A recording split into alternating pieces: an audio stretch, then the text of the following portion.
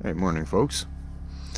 Alright, so I'm going to show you how buying one of these things can make your Stanley Adventure cook set or whatever it's called into a perculator.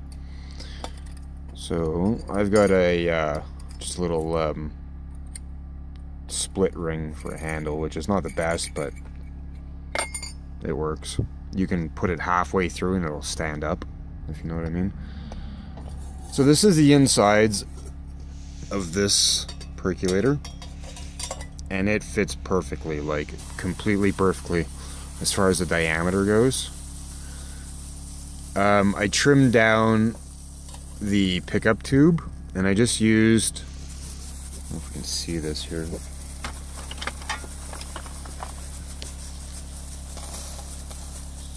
I just used a little piece of rubber tubing, which is probably not the best health-wise, but right now I don't really care.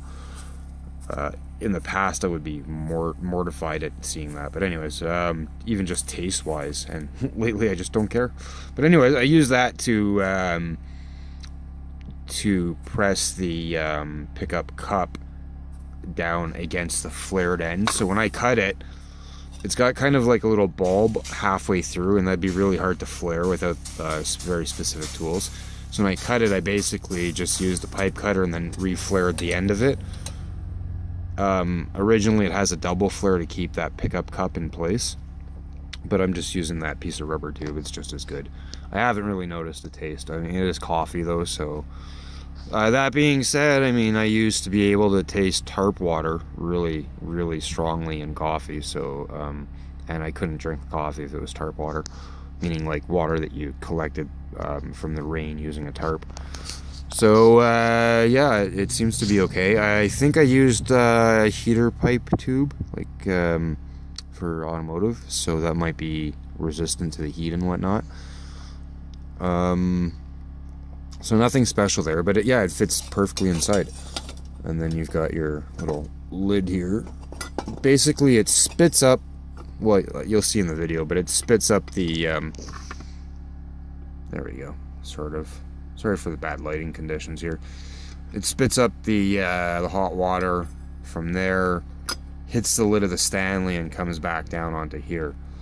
When you do this, you're going to want to press this down a little bit, and I've noticed that there's some sort of a factor that I'm not thinking about that affects how quick it goes, because sometimes it goes pretty quick and other times it takes forever. So it could be that I need to figure out the distance between the very bottom of the pickup thing and this. I'm not entirely sure. Alright, so that is the one use of that. When I bought this thing, I actually bought it for in here, not for camping. It leaked right away in a couple little spots. Wasn't too bad, and I figured the calcium in the water would plug up the leaks. And then I forgot to hook it on to my hook there one day. It hit the ground and it leaked from many spots after that. I don't think it's a very good product, but it is only 20 something bucks or something. And then you've got a second use besides just turning your Stanley Adventure set into a coffee percolator. You can now, if you have one of these blue enamel mugs, which most of us have, that top also fits this perfectly. There we go. And what I mostly use this for is to stick the whole cup right into there like a microwave, and probably faster than a microwave. My water is boiling hot. So you get two Myogs, make your own gears, out of one purchase for 25 bucks, somewhere in there. So well worth it. And then you could use the other thing to water plants, because after all the leaks that form in it, that's about all it's good for.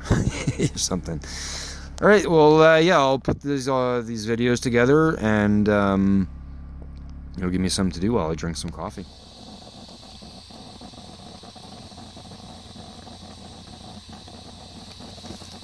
So this is the Stanley going away and percolating. You can probably hear it. You can't quite see the oh, there you can see some bubbling. As you can see, the stove is really hot right now, which is probably actually close to what a mixed gas stove would put out, or directly on coals. So this is probably what you can expect with that kind of a setup. For myself, normally I wouldn't be running my stove this hot, but we just got a cold snap after a warm spell. So just keeping things warm in here in my trailer. I'm not going to show you around the trailer because it's a disgusting mess. But